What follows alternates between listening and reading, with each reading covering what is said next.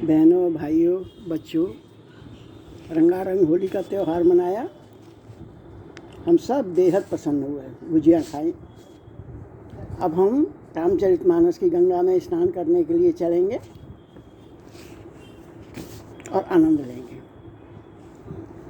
हे तात, पार्वती जी कहती हैं मुनियों से, हे तात, अग्नि का तो यह सहज स्वभाव ही है।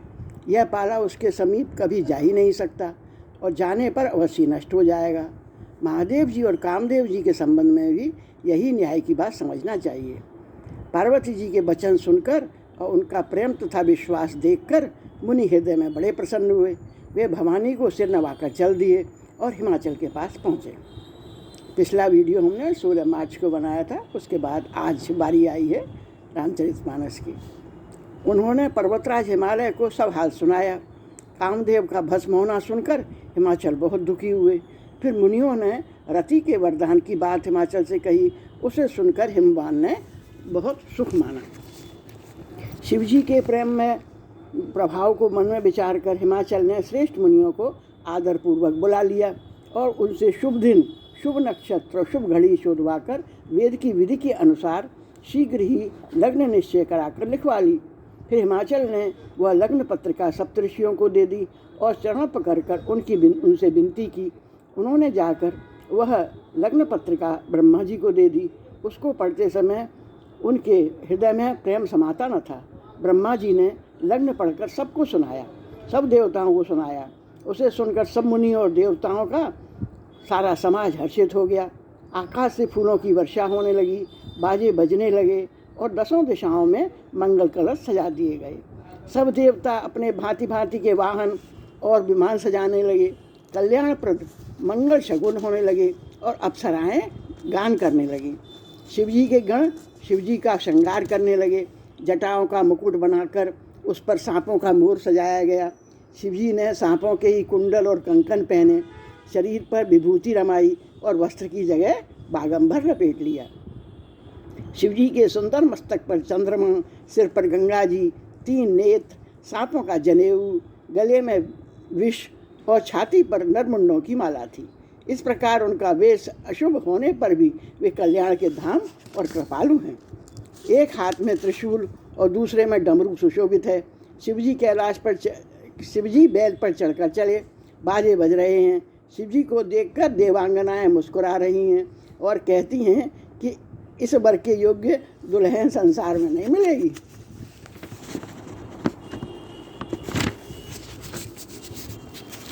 विष्णु और ब्रह्मा जी आए देवताओं के समूह अपने अपने वाहनों को, सवारियों पर चढ़कर चलने लगे। बारात में देवताओं का समाज सब प्रकार के अनुपम परम सुंदर था, पर दूल्हे के योग्य बात न थी।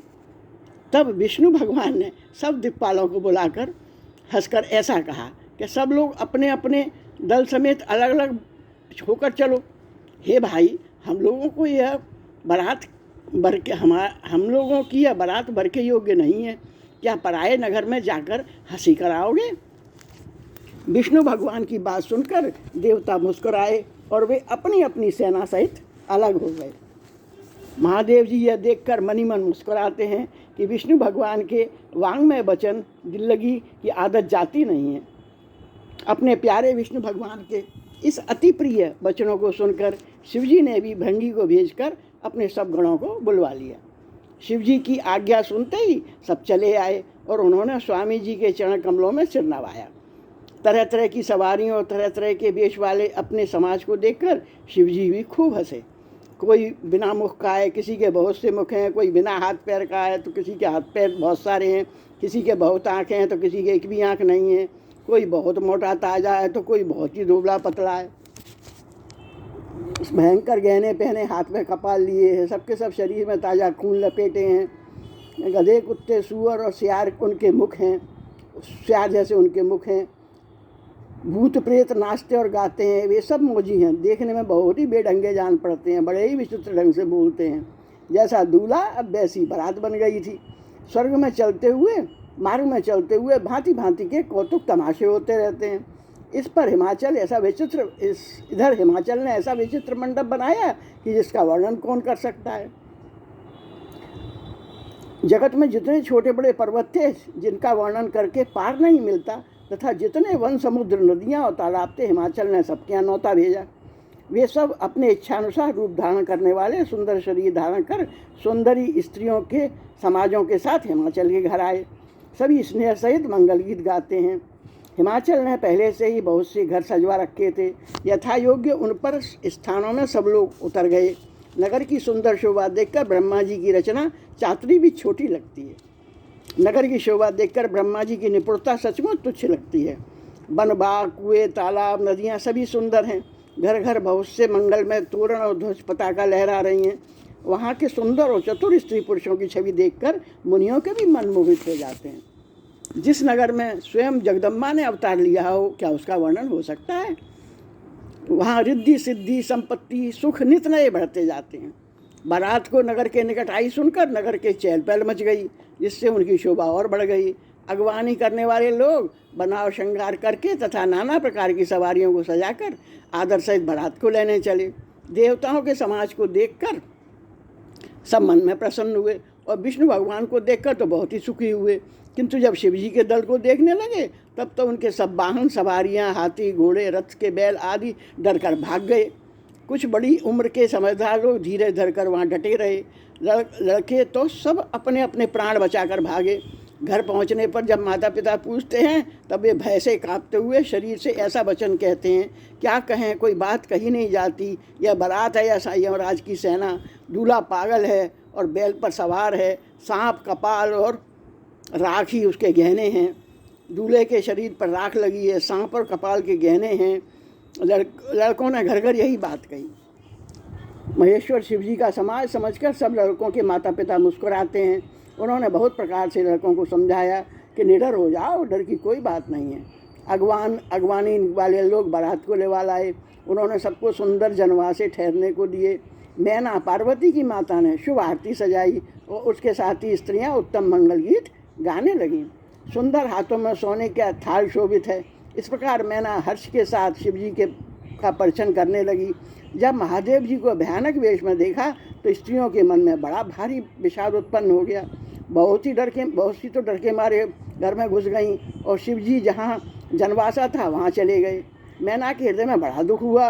उन्होंने पार्वती जी को अपने पास बुला लिया और अत्यंत स्नेह से गोद में बैठाकर अपने नील कमल के समान नेत्रों में आंसू भरकर कहा, जिस विधाता ने तुमको ऐसा सुंदर रूप दिया है, उस मूर्ख विधाता ने तुम्हारे दूल्हे को बावला कैसे बनाया। जिस विधाता ने तुमको सुंदरता दी, उसने तुम्हारे लिए वर कैसा बनाया। जो फल कल्प वृक्ष में लगना चाहिए वह जबरदस्ती बबूल में लग रहा है। मैं तुम्हें लेकर पहाड़ से गिर पड़ूंगी, आग में जल जाऊंगी या समुद्र में कूद जाऊंगी। चाहे घर उजड़ जाए और संसार में अपकीर्ति फैल जाए, पर जीते जी मैं इस वर्ष से तुम्हारा विवाह नहीं करूंगी। हिमाचल की स्त्री मैना को दुखी देखकर सारी स्त्रियां व्याकुल हो गईं। मैना अपनी कन्या के स्नेह को याद करके विलाप करने लगी, रोती है और कहती जाती है, मैंने नारद का क्या बिगाड़ा था, जिन्होंने मेरा बसता हुआ घर उजाड़ दिया और जिन्होंने पार्वती जी को ऐसा उपदेश दिया जिससे उन्होंने बावले वर को चुन लिया। सचमुच उनके न तो किसी का मोह है, न माया है। नारद के उनके न धन है, न घर है, न स्त्री है। वे सबसे उदासीन है, इसी वे दूसरों को भी घर उजाड़ते रहते हैं। उन्हें न किसी की लाज है, न डर है। भला बांझ स्त्री प्रसव की पीड़ा को क्या जाने। माता को विकल देखकर पार्वती जी विवेक कोमल वाणी बोली, हे माता, जो विधाता रच देते हैं वह टल नहीं सकता। ऐसा विचार कर तुम सोच मत करो। जो मेरे भाग्य में बावला है, पति लिखा है, तो किसी सुख क्यों दोष लगाया जाए। हे माता, क्या विधाता के लिखा हुए अंक तुमसे मिट सकते हैं। वृथा कलंक का टीका मत लो।